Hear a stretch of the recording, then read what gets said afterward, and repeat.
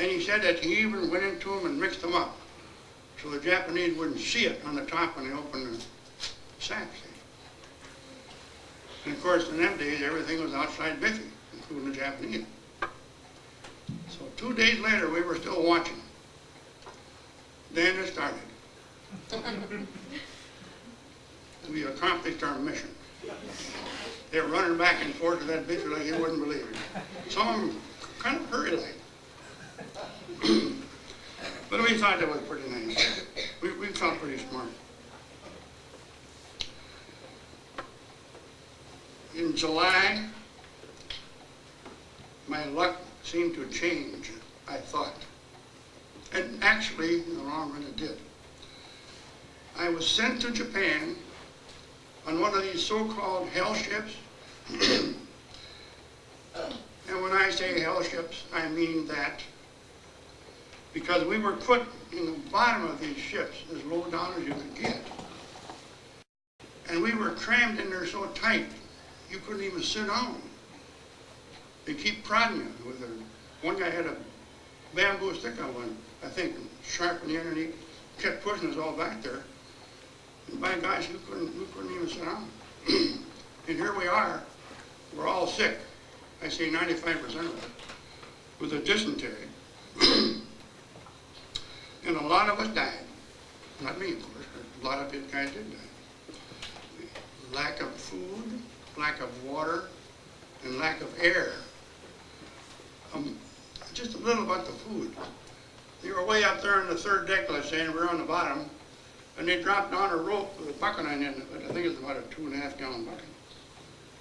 That's supposed to feed all of us. Well, of course, the ones that were the strongest and the ones that were in the right position, they were for themselves. Very few of them got any of that to eat. Most of them died. It has been said, and I'll say it myself, I would rather take another death march than a trip on those hell ships, because that is exactly the place where I came that close to losing my life. Lack of air and food in the bottom of that ship. And lots of them did lose their lives. When we buried them at sea.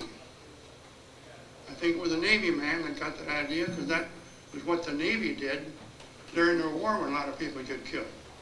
You put them on the edge of a ship like this, and you put them on a plank, and you turn that plank until the body shoots off into the water.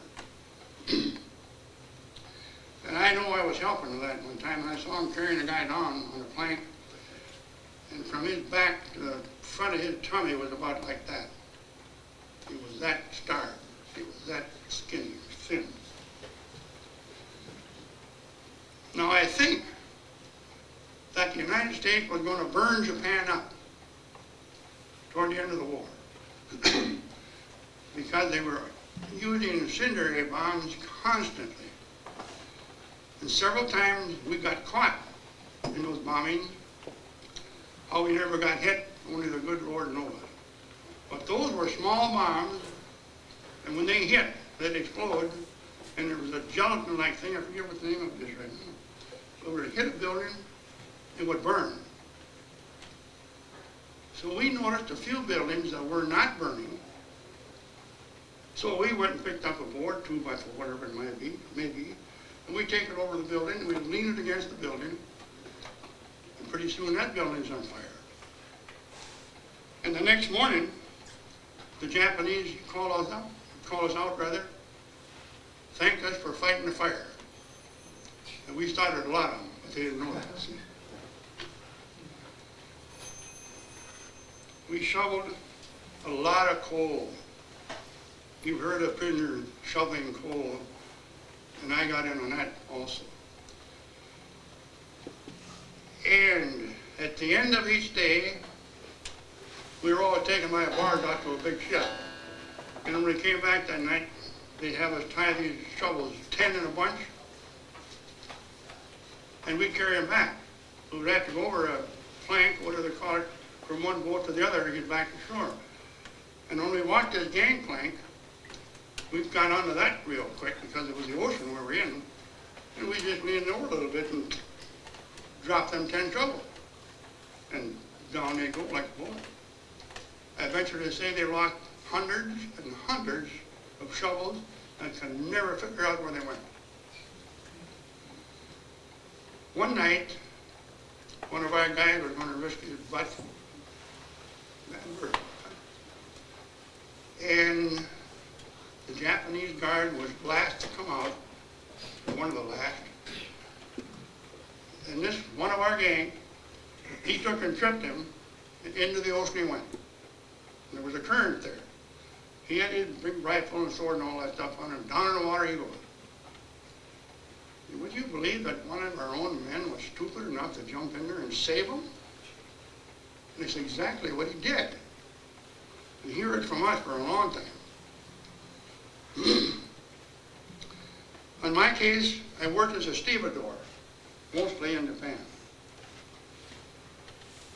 And of course, we worked on lots of different things, soybeans, oranges, apples, sugar, anything you could think of. When we worked on sugar, they were 100-kilo sacks. 100 kilos turned out to be about 200 point something pounds. And when we first got on that detail, the Japanese were throwing some hooks in each corner of the sack and then throwing us on us. We were supposed to lean over like this and catch the sack. Well, the first one he threw at me, I ended up over by that wall somewhere. We couldn't handle it. But they were intent on getting somebody who could handle that, so they kept several of us on that particular duty a long time. And do you know that there wasn't too many days where we could do it? We really got strong. And each day when we started working sugar, we right away noticed that some of the sacks were damp and some were dry. And we had it all cooked up that whoever got the first dry sack would somehow stumble and break that sack open, which meant that we could come by and pick up a handful of sugar. Most of the guys let us do it, but there's always some sourpuss in the bunch, you know. And this one guy got caught. I'll bypass him and I'll go right to myself. One day, I took the sugar and I put it in my pocket. And he seen me do it. And he come up in front of me, coming up about to hear on me, you know, and he reading the riot act to me like you wouldn't believe it. I'm sure they weren't nice words. I didn't care. I couldn't understand. And he says sato, sugar in Japanese. And of course, I'm the most innocent guy I ever seen. No. We were one step ahead of them. Anything we could find to make what we call a long pocket out of it, we made it. It went down to our ankles. And if you put something in your pocket, it will go down. Because we were trying to get something for the guys that were sick and the bears that couldn't work. And the Japanese stuck his hand in there, and he couldn't find the sugar. God, he felt all over the place, and I was just sweating blood because I knew it might have been breaking my arm. So. But he never found it. He backed up, and I think he scratched his hair, and he knew darn well he seen me put it in there. And he felt a second time. Couldn't find it. Sorry, well, lucky. I was lucky. Now, in Japan, as most of you know, the dropping of the A-bombs saved our lives and untold others in the millions. First one that dropped on August 6th of 1945 at Hiroshima, about 100 miles from where I was, and the second was dropped August 9th at Nagasaki, which is about 90 miles from me. And I saw the cloud of that. All of it did, not just me. But we had no idea what it was. We thought there was an oil tanker that got hit out in the ocean, and of course that would create a lot of smoke. And one guard, he tried to tell us what had happened in his own little meager way. he said, itchy, that's one in Japanese. He said, itchy bomb, one small bomb, he said. And he went like this. We didn't agree what he meant, but I found out later he meant that it killed a lot of people, which of course it did.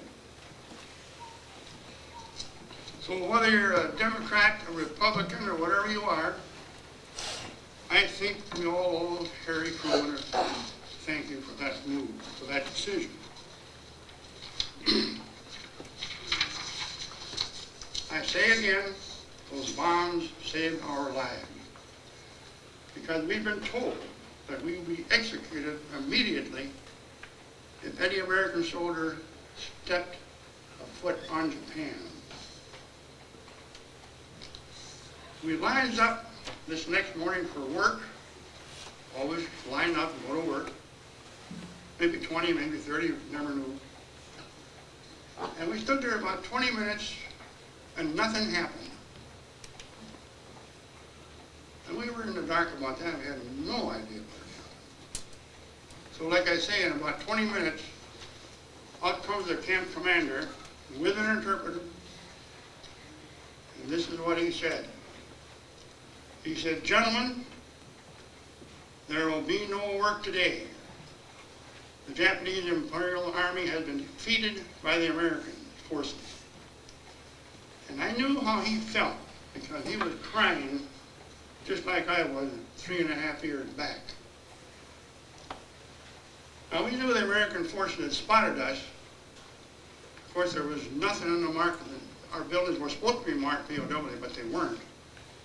Because I think it was 2 days later, this plane comes buzzing down on us, and we didn't even hear it. But we seen it when it pulled up, and we thought it was a bullet. And for all of you, or any of you that know what a P-51 is, that's what it was. Only about 400 miles an hour plane that day, now they're in the thousands of course. But he buzzed up and he circled up just out of sight, and he came around again, put his flaps down, cut the engine, opened the canopy. He waved to us. You talk about a feeling, I can't tell you, that they knew where we were. The next day, this monster comes around, makes a big circle of our camp, and he comes back, and he lines up right with our building. And we're on top of the building, hollering and screaming and everything else. And out X number of yards, I don't know how far, 1,000 yards, let's say, we noticed those big bomb bay doors started to open. And we thought, what in the hell? We're going to be bombed? That's what we thought. We had no way of knowing. We knew it was our plane. But anyway, that's the way it felt. We jumped off everything, we were standing on everything else. But he pulled over a couple hundred yards, and these pallets started pulling out of that airplane with a dozen. All food, clothing, medication.